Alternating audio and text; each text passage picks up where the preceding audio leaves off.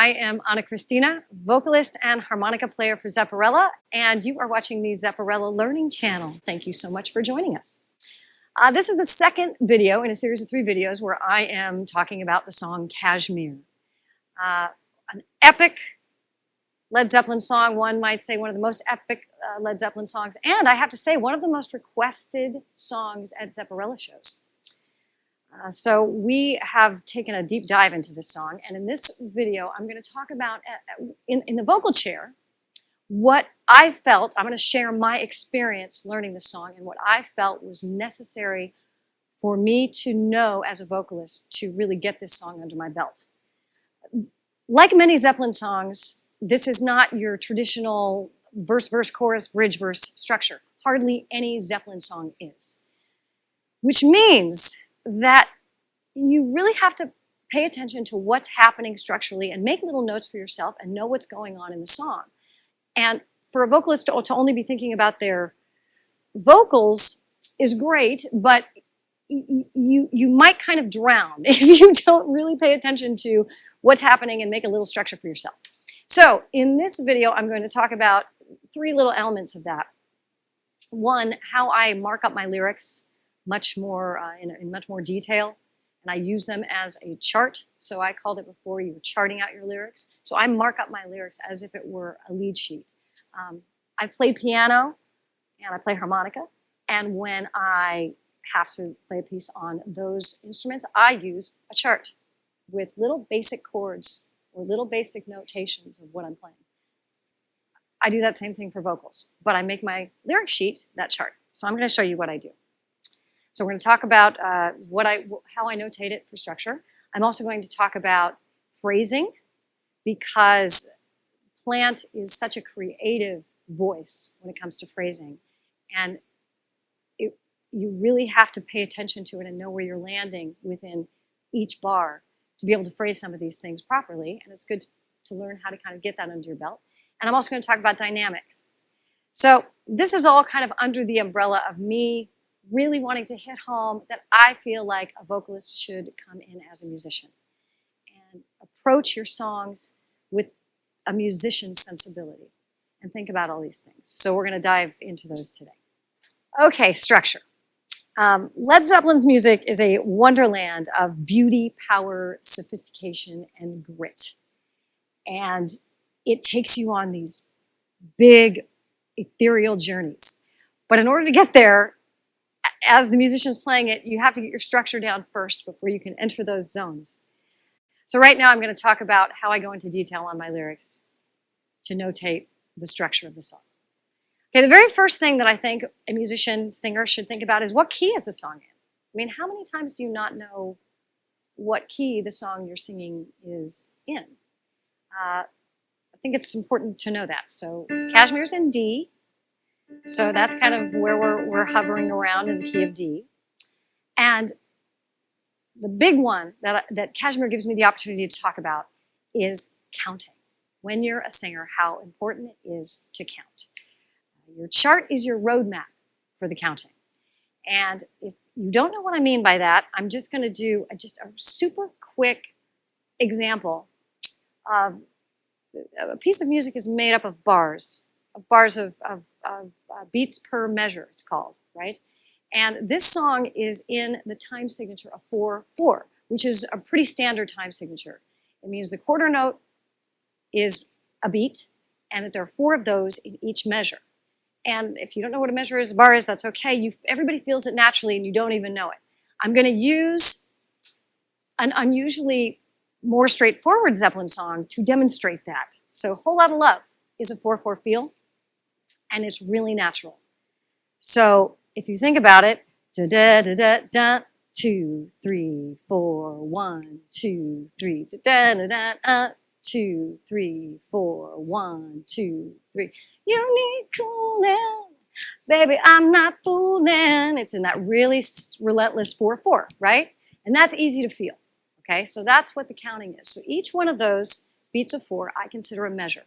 And this is important because this is how I map out my lyrics, so I know where I am. So Kashmir is also in 4/4, but it's not nearly as obviously in 4/4. And it doesn't feel as natural as Whole Lotta Love feels. Because the guitar riff is doing something that feels like in a three, a triplet, a three. So it kind of, in a way, is I wouldn't say fighting, but kind of rubbing against that 4/4 relentlessly through the whole song. And I found for me that if you're not counting through that, you're going to get lost. You're going to forget where you are. You're going to not know where you are. You're going to, and the song kind of floats in all these similar licks for a long time. So now that we know that 4/4 is going on, then you can start to find your meter in the song while you're learning it. And that's what I do on my chart, my lyrics, my chart, my roadmap, is I begin to mark little lines, which you can find on your keyboard for your Word document. I mark where the measures are for each phrase that I'm having trouble with, that I can't find where it's landing. But first, before we do that, because I'm going to talk about that more when I talk about phrasing, in the detail of this roadmap, this chart, you want to start to get really specific about your parts. And you want to start notating what is happening for how long in between your verses. So first of all, let's just notate the parts. So I'm going to, you will see my PDF of my lyrics on the screen. I called the first verse a verse, and then the second one a half a verse, because it's not as long. And then I just wrote out home lick when it was going da-da-da, or home riff, excuse me, da-da-da, da-da-da, da-da-da, da-da-da. And when the band goes ba ba da da da da da da, I call that the descending lick. And I write out how many times that happens. Because you could count that out for bars, but sometimes it's better to do just a broad stroke and go, okay, I know that the band does this many times. I also notated how many bars that was as well. But that's why, if you can't count every single bar while you're in performance, at least you'll know, all right, this is the time they descend twice. And then that, what I call the home riff, da-da-da, da-da-da, da-da-da, that happens this many times. And then the descending lick happens again. And so I'm starting to mark this out in a real detailed way on my lyrics. Then we move into that, I call that the first bridge. And when we make all these labels, make sure you've talked to your band about it. That way you have a language. Because you're going to go, it's the part where they talk about the tongues and the lilting grace, and they're going to go like, I don't know where that is. Let's find our places together. So if you can find all these and sort of have a meeting of the minds with your band about what you call what, then you all know where you are when you're going through things. So you've got that first bridge, then you have that descending line twice, da, da, da, da, da, da.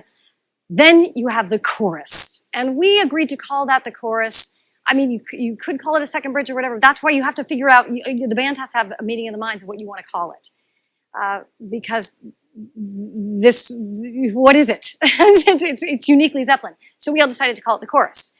Because it almost feels that way. It's like you land somewhere when you're in that low part. All I see turns to brown. And just, I'm gonna make a little side note here right now and kind of give you a little window of what happens live for us on this song, or at least for me.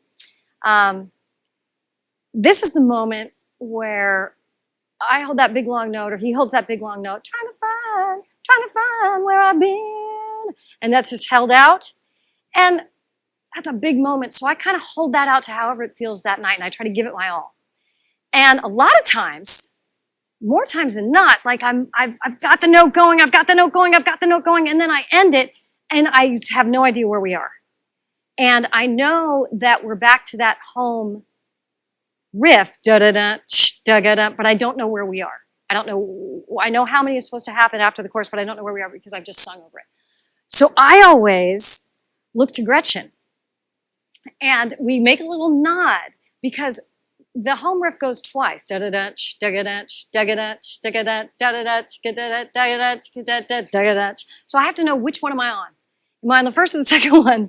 And if Gretchen and I can sort of look at each other, and if we nod at each other, then I kind of know, oh, we are at the second one. It's after this that my lyrics come back in again. When I'm holding that big note at the end of that chorus, it's the one time I really try to let go, because that's just such a peak moment of the song, and I'm giving it my all. I'm giving it everything I've got, and I'm holding the note as long as I can. And frankly, I get dizzy sometimes. Like, I literally come up and like grab my mic stand because I've just spent all my air and I'm a little lightheaded. And it's because that's the one moment that I kind of just throw it. I just throw it and throw caution to the wind and just give everything I got and let go. That's why when I come back to, I have to be like, okay, where are we? Where are we? Where are we? And that's when I'll look to Gretchen and we'll make sure that we're on the same page of where we are. And then I'll know when to come in. But that's why it's always important to stay anchored with the band, even on those moments where you just totally let loose. Make sure you come back and anchor back in. I would also use this moment as an example of how important it is to communicate with your bandmates about what you need. We in Zepparella have a really fantastic sort of network of communication between the four of us. And if we need something, or if this might be a rocky part in a song for me, you'll say, Gretchen, I'll need to know where the one is on that one. I sometimes get lost. And that was an example where I actually told Gretchen, I said, when I hold that note, it's like I get swirly and I come back and I don't know where I am. And from that point on, it's never been a problem because I told her and she's like, I'm there. And she's always right there for me. So it's this great little moment that we always have. So let them know. Say, I don't know. You don't have to be embarrassed about saying, this is a struggle moment for me. It's less preferable to not say anything and then just kind of fumble. And then nobody knows why, and nobody can help, and it kind of hurts the rest of the band too. So never be afraid. Some of the best lessons I learned were some really high up musicians I worked with when we were in the studio. They spent a lot of time going, wait, stop, I'm not feeling this. This isn't feeling right. I'm not understanding where the one is. They spent all the time saying, this is what's confusing me about this right now. They didn't pretend not to be confused. They acknowledged the confusion so that everybody could work it out. That's just part of being human. That's part of being a musician. It's part of being in a band. So anyway, that's what has we all kind of do that together in Kashmir to be able to perform it and not have train wrecks in it. And we count through that song every time we play it. You can ask any of us. It's not sort of like in our back pocket. It's never an automatic pilot thing, I should say. We're always right there, very alert. Okay, so the second part of this video, I'm going to talk a little bit about phrasing, which is going deeper in when we're talking about structure. What is phrasing? Phrasing is the way a piece of music is placed within a period of time. The way the notes are laid in a bar. And something that I have said many times, and I'll keep saying, is the way Plant phrases his melodies within a bar are not predictable, and they're not the same, and they're constantly changing, and they're constantly rhythmically challenging, and so it's really hard just to predict where his phrasing is going to go. And it's something I love. I've mentioned this before, and I just will take a little nod, is coming from a lot of jazz singing, my favorite thing about that was that you can creatively phrase. You can, wherever you put your melody, you move in and out of the music kind of freely with creativity. It's not a blocked, straight kind of melody singing.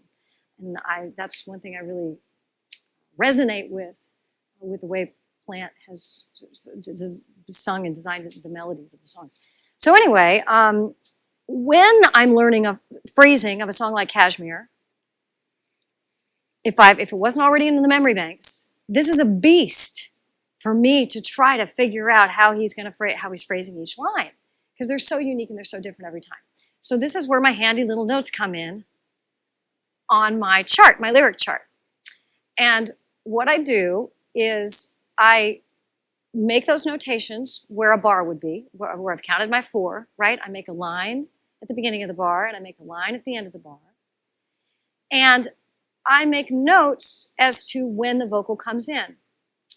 So for example, the very first line of the song, "Oh, let the sun beat down upon my face," that doesn't come in on the first beat. You have to wait a beat, right? And if you sing along with the record and everything, you think you know this. But take that lead singing away and sing with a track that has no vocals on it, or try your first rehearsal, and you will notice how many times you don't have the phrasing right. This has happened to me, and it will happen. It's just a continual learning experience. So what I do is I make the little notations. So I made a notation that I rest on the one. So if we're counting 2, 3, 4, 1. Oh, let the sun beat down upon my face. And upon falls on the one of the next beat. And I mark these. I make notations for the whole line about where it sits in the bar. And that's the way I can technically start to remember it. And remember, just a side note, if the song's already memorized, that's one thing. But if you're a vocalist who's working in a lot of different areas, a lot of different genres, a lot of different situations, you're going to be taking on new material often. And it's going to be new material that you don't necessarily know. So having tricks of the way to get yourself to learn them, I found extremely helpful. Once again, I'm just kind of sharing with you what I found has worked for me, this little system I've developed through the years for myself. So I make those notes for every phrase so that second, third, sixth, eighth time I'm going through the song, listening to it, I'm watching my lyrics go by, and I'm like, oh, let the sun beat down upon my face. And I'm finding where everything is as I count it through. So that will help you start to phrase it properly or get closer to what the record is doing, closer to what the artist is doing. Clearly, as we all do in Zepparella, and as I do in all of the music, I phrase it my own way. I lean in the left and the right, and I make it my own, and I kind of play around with it. But first, I have to know exactly what he was doing. And then I can play around with it from an informed place. And I'm never going too far outside the lines. I'm still being faithful to what he did, but I'm making it my own in that way. So remember, your lyric sheet is your chart. It's your roadmap. It's your chart. Mark them up, make notes, it's yours. Okay, part 3 of this video, I want to talk about dynamics, because that's also really important to me when I think of a vocalist who's not just a vocalist, but thinking like a musician as well. So what are dynamics? Dynamics are when it goes loud or soft. Volume is more gentle or more intense, the intensity of the moment. I think this is really important. For me, it's really important because I really like to feel like I'm in the band when I'm singing. And if you're paying attention to when the lyrics are being sung a little more softly, or when they're really punching, and this might seem obvious, but sometimes when you try to take this on yourself as a singer, because the band in Kashmir starts off pretty heavy, you might want to just, you might want to yell that out because you want to match kind of what they're doing. But he doesn't really. It's more floaty, and you can pull back on it, and you can play around with those dynamics even though the band is hitting really, really hard. But then there's other times when the band swells and you want to swell with them. So for me, what dynamics does, both as a singer and as a musician, it really opens up your ears. It gets you out of the tunnel of just yourself, and you're opening up your ears to what's happening in the band and where the contrasts are between what the vocals are doing and what the band is doing, and when everything comes together. I mean, some of this might seem obvious, but if you really start to open your ears and pay attention a little bit more to what's going on dynamically, and Kashmir is a great song for that, because there's contrasty things happening dynamically. There's moments when the whole band swells. There's moments when you're in that really low register, so you kind of have to be more intense, but not quite as loud. And it's just something to also always have kind of as your other note to yourself that you're paying attention to while you're paying attention to the structure and while you're listening to everything that's going on around you. Just make sure you're really kind of tuning into what the dynamics are doing. So in kind of doing a broad brush over Kashmir right now, thinking dynamically, the beginning is really floaty and dreamlike. And I'll get into this a little bit in the next video when I talk about what Plant actually said about writing a melody over such an intense groove. But so he's really kind of floaty. So it gives you that opportunity to find that whispery, really floaty but intense. It's not relaxed, it's intense, but it's softer. And then as you move on to what I call the first bridge, when it's that explosion, dagga, dagga, dagga, oh yeah, baby. That's staccato, percussive, aggressive, loud, primal, and all those things have to come to the table for that moment. And this is when I always sort of have one foot into thinking how this marries for me with my jazz world, because all the scat singers and that was all the world of percussion that I sort of came from with singing. I really loved that type of singing. And that's what that first bridge is. It's kind of a scat primal scream yell to me. So that's one element of your voice. And then when we come down to that chorus part, all I see turns to brown. It's this big, warm, low, vibrating part in your chest with the same intensity, but not quite as loud. It can't be, because it's down there, but it's got the same intensity. So you can play with all those things with a song that's as heavy hitting as this, but you can play with all those different parts in your voice. It's just a wonderful song to play around with different tones, different styles, different loudness, different softness, and find where it sits for you. I've always felt that Zeppelin, for being such a heavy rock band, they're so unique in what a sophisticated way they use dynamics. It's in all their songs. And it's one of the many attractions for me of this music.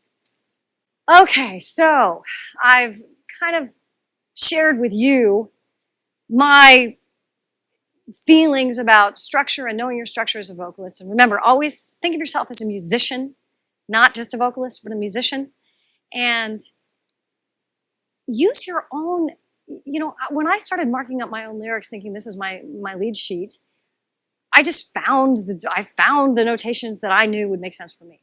Find that for you. Find whatever works for you to mark up your lyric sheet, your chart, so that when you come into rehearsal, you know your stuff.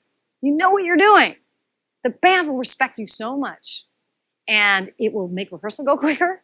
It'll make you feel more powerful and more confident and more ready, and it'll just make everything gel with so much more ease. If you can really come in and say, yeah, I got this. I've done my work. I know where I am. And you'll be surprised how many times you might be like, no, you might be the one going, yeah, no, I think there's an extra bar there. And when the vocalist does that, they're like, what? Huh? The vocalist knew the form better than we did. And that's happened to me a couple times. That's like, no, I think that there's actually 4 bars there before you come in. And I'm not saying that's why you do it, but I'm saying it's you have a voice, and people will appreciate it.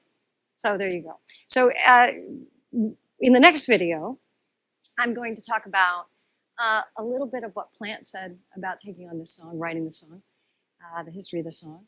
I'm going to talk about some tricks that I've come up with to help me memorize lyrics that are metaphorical and so imagery-based.